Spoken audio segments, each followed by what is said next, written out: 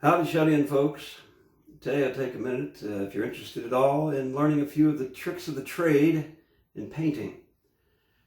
One of my favorite expressions is somebody says, gee, isn't it a small world? I like to say, yeah, seems small, but I wouldn't want to paint it. Well, our world today is pretty much confined to the insides of our house. It looks like I'm finally going to have to do it. Why, it can be therapeutic actually to in a world of out of control virus. We don't know what day to day is going on with the jobs. We don't know, our social activities are disrupted. We don't have control of much, but we do have control of paint. And this room I'm in, I'm going to exert some control over it. In fact, I'm going to make a two-part video here, how to paint the room, and then how to install flooring, peel and stick, real easy, for less than $100 to transform this room into a different environment. So let's get busy. Painting. I learned from my dad, who was a union painter back in the 40s for a spell. And he picked up the tricks from the old timers that were painting then. So these are old techniques, time tested. And I hope if you're one of the people that either loves to paint or hates it, if you're of the latter, perhaps these techniques will improve or make you have a little more appreciation, or if you do it, have a little more success and maybe actually find it more satisfying, because it can be, because you have a pretty much instant effect on an object or room by painting it, changing the whole color of it. And this one's going to be painted dark green. I put a window in here, and I was told this weekend I'll be doing painting. So that's another reason I'm painting the world today. So let's get started. First of all, let's talk a little bit about a couple basic concepts and a few things that I've seen people do that I think there's a better way, and I'll show you what that is. All right, first of all, rule number one, do not buy cheap paint. Do not buy bad paint. You're going to regret it. It just won't perform. It's hard to put on. It doesn't cover. You may have to do it twice. This is very labor-intensive work, and you want to buy a quality paint, period, okay? Then make sure you prepare your surfaces. Make sure it's clean, free of loose, flaking material. And then the prep work is highly important. And if you don't do it well, your job will not last and you will not be satisfied. Here's an interesting tool. Sometimes they'll give them to you free at the paint store or the hardware. It's a paint opener on one end and a bottle opener on the other. Of course, the bottle opener part is pretty much obsolete, but leave it to the painters to develop a demand for this kind of a tool. On one hand, it's got the paint opener, and on the other hand, they can open their beer. And unfortunately, the painters have developed a rather bad reputation as drinkers, right along with the roofers, I guess due to the monotony of the work. So anyway, you got the beer bottle opener on one end. They're all twist-offs today. But nonetheless, they still make these things. But anyway, you just open the can of paint, and then you're going to have to stir it. This works really well for opening these paints. Much better than a screwdriver with that little hook. So get the paint open. This has already been stirred. I just got it from the hardware and they shook it up. So, now, a lot of folks you'll see, they'll take their paintbrush. This is a tapered brush. It's, as you can see, it's tapered on an angle. It's good for cutting in. They'll just dip their brush right in the can and then kind of wipe it off like that. So you don't want to work out of the can of paint. You want to get a paint, what they used to call a paint pot. One of these, just a little pot with a handle on it, or a bucket. Take your paint and you fill it about halfway up. Okay. Get the excess, and then get that paint out of the groove. When you put the lid on, it's going to clog up with paint. The lid won't stay on, in case you have to save some of the paint at the end, which I'm going to. Now you've got this bucket of paint here, and you got your drop cloths. The first dip is kind of important. Get it in about halfway, kind of moving around. Get the paint on the brush, and then don't wipe it. Don't wipe it. Like just tap it a couple times. I'll show you why. So if you wipe it, like that. A lot of people do that. You've just wiped all the paint off the brush. But if you just dip it in about halfway and tap it a couple times on either side, it's not dripping, but look how much paint's on the brush. Wiping it versus, just give it in a couple taps, right? That's how you do it. You don't wipe it. Look how much more paint's on that brush. So that's a very important point when you're painting. You can hold the brush. I hold it like that. You can hold it any way you want. But this is a pretty good way because when you go to cut in, you're kind of using your finger as a guide. So anyway, that's a kind of an important tip to kind of get used to. Now, don't do it. Obviously, if you slap it too hard, you're going to get paint squirting back at you. You have to develop the right touch. Dip it in, couple slaps. That's all you do, and then you'll be able to make a lot more progress. The prep work involves cleaning the surface. You've got to have a clean surface to paint it, for the paint to stick and for the job to last. So one of the things that I found to be quite good for cleaning surfaces, for painting, is this product here. It's called trisodium phosphate. Mix it with water according to the manufacturer's printed instructions here on the back, so you don't make a dangerous chemical of it. Put the right amount in the water, mix it up good, and just use that to scrub the walls. You take a sponge and go over the entire surface, especially in kitchens where there's going to be cooking grease you got to get off. So I would recommend that. And that also kind of gives the surface, takes some of the sheen off the surface, again, allowing that paint to really stick to it. And you'll have a long-lasting job that way. And then rinse it off when you're done, because it is a chemical. I found that the best caulk to use is this acrylic urethane elastometric sealant. The key word is elastometric. I've seen it over the course of years where it just doesn't crack and open up or shrink. It's just an excellent caulk. It's like a rubber sealant. And when you put it on, cut a very small hole in the tip of your tube. You don't need, use as little as possible because you're just going to wipe it back off. And it also, you just want to fill the crack. You don't want excess glob on there. So I'm going to run the caulking across here, seal that in. I'm just going to use my finger to smooth it out. I put too much on there. And that's about how you do it. And then you can take a look at what that looks like. It's caulked, sealed, and that's a rubber sealant there.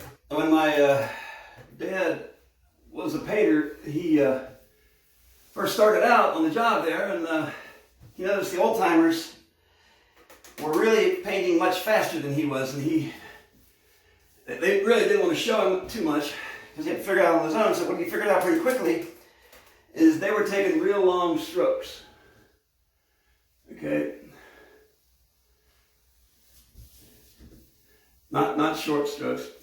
And they were able to make much better progress by taking the long strokes. Again, you got to get up there and see what the heck you're doing. Some people use tape. You can. It's more work. With a little practice. But get in front of that edge, you can learn to cut in. Anyway, he began taking the longer strokes, and he got to the point where a good painter worth their salt is expected to be able to paint, prep, scrape, windows, doors, openings, and everything on the outside of a house about 100 square feet an hour, including, like I said, windows and everything else. That's about a 10 by 10 area. And when you get into windows and trim and all that stuff, it takes some time. So you got to be moving along. So in this room, I've already cut in. There's two types of work. There's flat work, that's the walls. You usually do that with a roller. And then there's the trim work, which is such as the door frames, the doors, the window frames, etc. And I've already painted those white. And I also did the ceiling first, which makes sense because if you do the ceiling last, you're going to be dripping all over the walls you just painted. So do the ceiling first. I usually do the trim. And then I usually cut in around the trim. And then I do the flat work with a roller, okay? So I'm going to do a little, I'll show you how I cut in.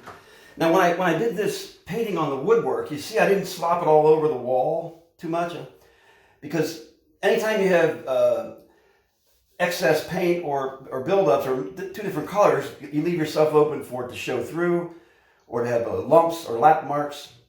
So just kind of cut it in enough to get into the crack, okay, to seal any hole there. But the way I would cut in is I'll come down kind of like a long strip, okay, just to kind of lubricate the wall or paint.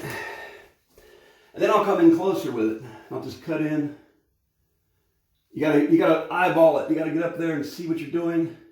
Watch the bristles. And just get a steady hand and come straight down. So part of the name of the game here is to avoid lap marks, okay? And then the way you get those is by not keeping your edges wet. In other words, or putting too much paint in one spot. So in other words, if I let that paint, if I start working on the other end of it and let this part dry, there's going to be a little lump at the edge of that where I left off, unless I feathered it out like I try to do on these outside edges, and I'll tell you why in a minute. Also, in order to get an even coat, when I apply the brush up here, where do I apply it? Do I apply it here? No, I come over here and I work toward it. That way the paint is evenly distributed. When I first put the brush down, it's got a lot of paint on it. So I'm going to work this direction, right? With that heavy paint I got. And then just come on around, like so. And that way, it's, by the time I get to the other side, the paint is evened out some. When you're doing this kind of work, it's a good idea to try to make yourself comfortable. In other words, try to have the right kind of ladders and scaffolds. And if you can sit and paint, do it. You know, because just conserve energy, especially if you're painting outside in the hot sun. Don't paint in the hot sun. Paint on the shady side of the house. A couple things, it'll dry your paint too fast, and it's awful on your stamina to paint in the hot sun for any period of time. Always work in the shade. And if you can sit and paint, then do it. Sit on the scaffold, ladder, whatever it is, and just conserve your energy, because you're going to need it. Because there's a lot of work to do, and it's all physical. So, once again, here we are cutting in. Lubricate it a little bit with a little paint so the brush glides along for the final cut. Tap the brush, come up, and then cut in. Okay. Feather the edges, move along. Likewise, if you get a little paint on something, you probably will, keep a rag handy. Better yet, just get stuff out of your way. You should remove all the switch plates and everything, which I forgot to do this. I got a little paint on that, it's not a big deal. Wipe it off. This is an escutcheon. You can pull it back out of your way. There. And then replace it when you're done. That way you get a beautiful cut-in edge there, nothing to worry about.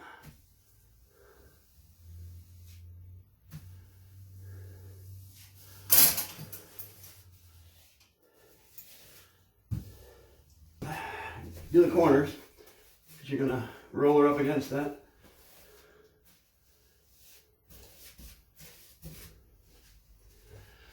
I use this thing here, it's like a big square bucket. You can use any kind of roller pan you want, but this has been pretty good, I think. It's got like a little roller surface in there with a corrugated surface there that you can run the roller up and down. And it holds a lot of paint, and you can work out of it. So I'm going to go ahead and put just dump the contents of my paint pot into here for the time being. Let's get that out of there. Depending upon the surface, you have to decide what the nap of your roller is going to be. The more coarse the surface, or rough, the deeper the nap or the larger the nap. Anywhere from 1/2 inch on down to, 1/4 inch, 1/8 inch length. They measure it by the length of the little fur on there. So the roller always fits on this roller sleeve, fits on like so. Get it all the way on there. Okay, and you're ready to roll. Okay, let's take a look at how this is started. you don't dunk it all the way in there. You just kind of get it going, get it on there evenly. If you can see that. But don't dunk it way down in there. Just get it and then roll it in the paint. Not a very good shot of that. Same thing. Go on a pattern. Work into the wet. Keep it edges wet. And don't run all the paint out of your roller so you're practically dry. Okay. Keep the paint roller loaded with paint. Okay. And you'll go a lot faster that way. Same with the brush. You gotta keep a lot of paint on it. Don't run it dry, so to speak. Just keep it, loaded with paint. There we are. Go all the way down, all the way to the edges.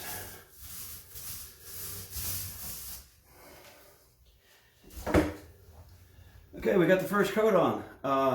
Stay tuned for part 2. We put the peel and stick floor down to transform our little space and take control of our environment here in our little corner of the world.